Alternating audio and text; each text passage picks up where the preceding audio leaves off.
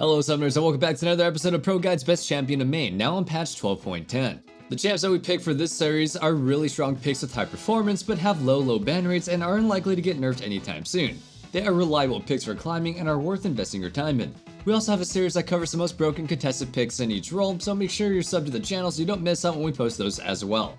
We'll start things off in the top lane with Malphite. Due to his ultimate being one of the most consistent engaged tools in the game, there's never really been a bad time to be a Malphite main. Having the potential to knock up the entire enemy team is just way too good. But we think this patch he'll be even better than usual, since teamfighting is going to be an even bigger deal. In addition to that, laning phase is going to be a lot less volatile, so the one weak part of the game that Malphite does have is going to be smoothed over a little bit.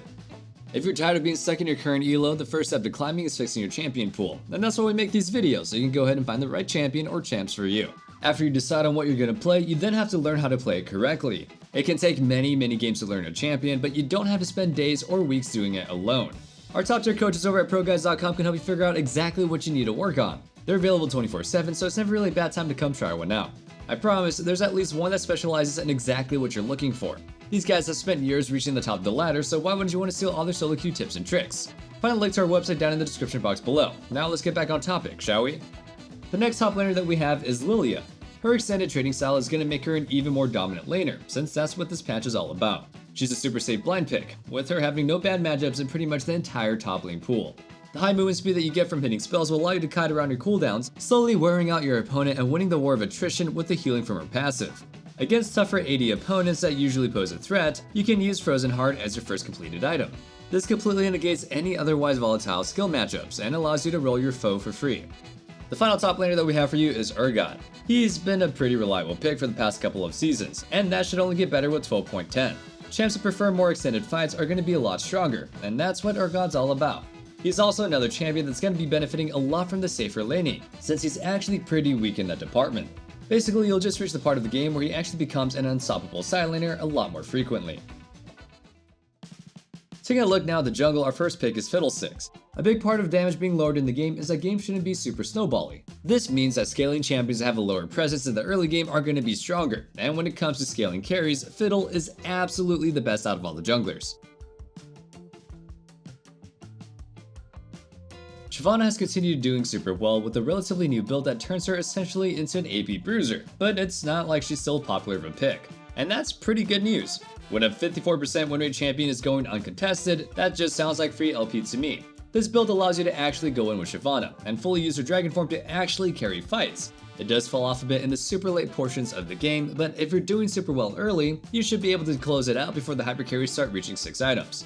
Skarner is always a pretty reliable solo queue pick, since its ultimate allows you to very easily make game-winning catches on high priority targets disrespectful enough not to pay the QSS tax. The one area he lacks is early game. He's actually a pretty decent duelist when you fight around his spires, but his map pressure sucks.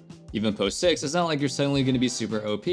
Yes, ultimate is basically a guaranteed kill on your next gank, but the long cooldown means that there's a decent downtime between uses. But with this patch slowing down the pace of the game, you will be punished nearly as badly as before for having those bits of time where you don't really have much to provide.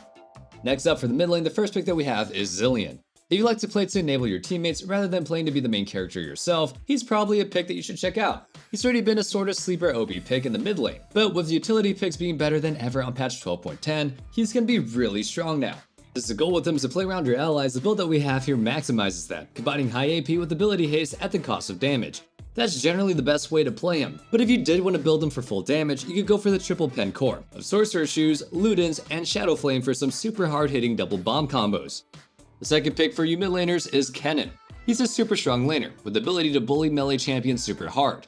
Against ranged champions, it's usually better to play against them reactively, with your main goal just CSing unless they move up too far. If they do that, then you can punish them hard if you can land your combo. Kennen spikes super hard the second you hit level 6. From that point on, you should be able to carry just about any skirmish or teamfight as long as your ultimate is up. The third mid laner that we have for you is Malzahar. He's yet another champion on the list that is going to be really benefiting from the slower paced early game. He's really good at neutralizing the enemy laner, but only after a few levels and Lost Chapter, so being able to more safely get past that point is a huge plus. I personally like to go Shadow Flame after Sorc Shoes for big damage, but we put Rallies as a go-to item, since most people play Malzahar as a little bit more of a utility pick than a solo carry.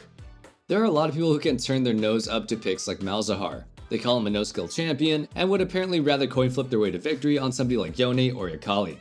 To me, all that matters is finding a champion that gets me consistent results in solo queue. I don't care how mindless or easy they may be. And that brings us to today's question of the day. What champion do you think is easiest to climb with? It doesn't have to be a champion that can 1v9 every game. Champs like that are usually pretty hard to play. We're just looking for something that's going to get pretty consistent results over time. Let us know what you guys think in the comments down below. Now without further ado, let's get back on topic. Moving things down to the bot lane, the first pick that we have for you is Kog'Maw. With all this talk about safer early games and scaling champions being better, it's probably no surprise that the poster child of hyper carries is on the list. Kog'Maw is a particularly safe hyper carry, since he has super flexible defensive itemization options. You'll always grab Berserker's Greaves, Ginsu's, and Hurricane as your core, since it gives you all the damage that you need. After that, the order you buy the rest of the build depends on the game's needs. The second bot lane pick that we have for you is actually Vel'Koz. Since going for all-ins is going to be weaker, it stands to reason that poke laners are going to be a lot stronger. With his ability to clear waves quickly and his Q being super hard for opponents to dodge once you master it, he's definitely going to be one of the better champions in that category. And he isn't just a lane bully, he scales very well into the late game, having massive damage output when you actually get to channel his entire ultimate in 5v5s. Final pick that we have for you for bot laners is Seraphine. If you're tired of trying to play carries bot lane only to be left to the wolves in team fights, then maybe you should try mixing it up with her. Instead of you being the main damage dealer, Seraphine allows you to tie the rest of your team together with an immense amount of utility that she brings to team fights. The build that we have for you here is focused on providing as much utility as possible, but you can also go more damage heavy if you want to. While not always being the most efficient thing, it can be pretty fun to go Ludens, Sorcerer's Shoes, Lich Bane, and Rapid Fire to go for those hard-hitting passive attacks. Now for our supports, the first pick that we have here is Bard. With raw damage, healing, and shielding all having less value on this patch, and utility picks being way more powerful, it makes sense that Bard is going to be OP. Between his portal and his ultimate, the playmaking is endless. Whether you're setting up your team to pull off a gank, saving your allies from a Karthus ult, or just cancelling Rit Herald's charge, Bard is a champion that is really only limited by your creativity and reflexes. The next champ that we have for you is Taric. Statistically, he may be a pretty mediocre pick, but that's only because Taric is pretty difficult to play.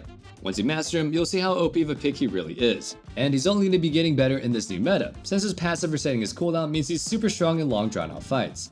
Another reason that he'll be doing better is that lower burst damage means that it'll be easier to get off his ultimate before your allies get nuked. Finishing off our list, we have Rakan. In a vacuum, Rakan has a really strong kit for his team fighting. He's got more CC potential than any other support, but he's been held back by two things for quite a while. For one, he's a pretty weak laner. With the current meta being so snowbally, that can be a big problem. It doesn't matter how good of a team fighter or champion is when picking them means that letting your lane opponent run away with the game before you even get the chance to pop off. The other issue that he has is he's pretty squishy for an engaged champion, so you really easily get blown up right before you try to go win. But the new patch will help largely mitigate both of those issues, and he should finally be able to be a pretty trusty pick. And that's it for the top 3 champions to be on patch 12.10. Hope you guys enjoyed the video. And if you did, make sure you sub so you never miss out on our meta guides, and you're always in the loop on what the best picks are. Remember to let us know a super easy champion to climb with down in the comment section below. And one last thing, don't forget to check out the Discord in the description below, where you can go ahead and discuss things further or just hang out and be part of the community. I can't wait to see you guys back in the next video, but until then, stay safe, stay healthy, and have a wonderful day. Peace.